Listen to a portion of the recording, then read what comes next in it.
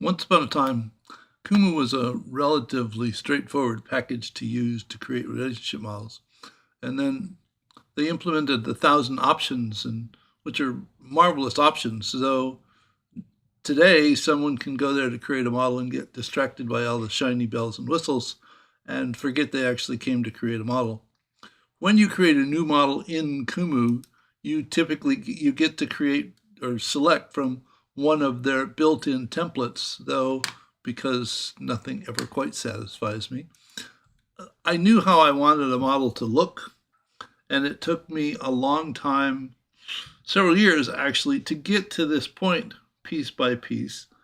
And once I got here, it was becoming extremely annoying to take all the time to do all the setup necessary to create a model, to create a set of decorations to get a model to look just the way I wanted it to look.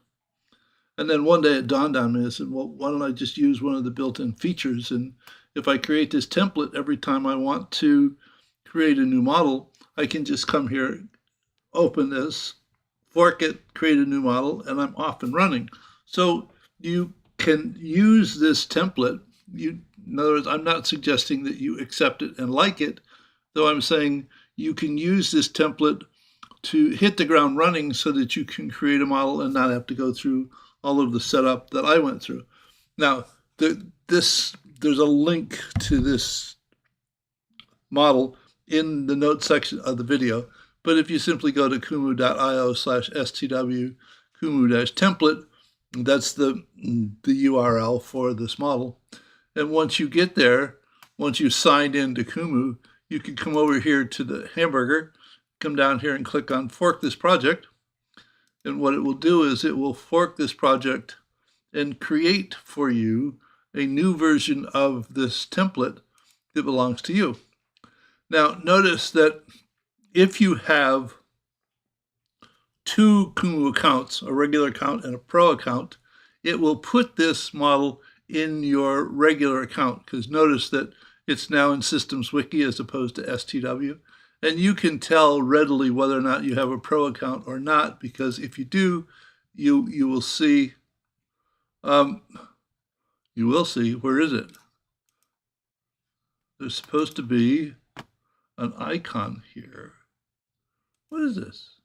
Oh, there'll be this little icon that says to create a discussion. Discussions are only available in the professional account, and it only doesn't show up unless you actually select something that you could create a discussion on. And there'll be a discussions tab up here. But once you create this, you then go to the admin tab and you rename this and call it whatever you want to. And I'm just going to call it demo model. Rename the project.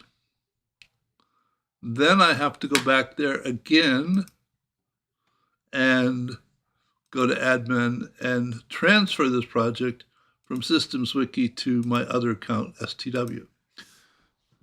This may be a little confusing, and you're wondering, what do I do once I get there? Well,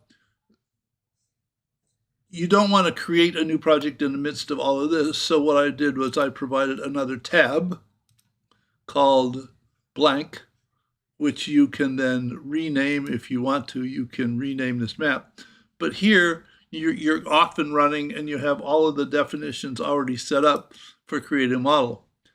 The alternative is that also here, there's another link to something called blank, which is a blank version of the template. It's all of the same decorations already set up. You can fork this into a new project and you're off and running. You don't have to delete all of this content. In other words, it might not be desirable to go ahead and create a model with all of this baggage hanging around from the past. And then it might be, if you want to have all of these videos, well, I'm redoing them at the moment, so we'll get to them, all of these videos available for reference in case you have questions about what it is that you're developing. So we'll take it from there in terms of this is how you do the setup.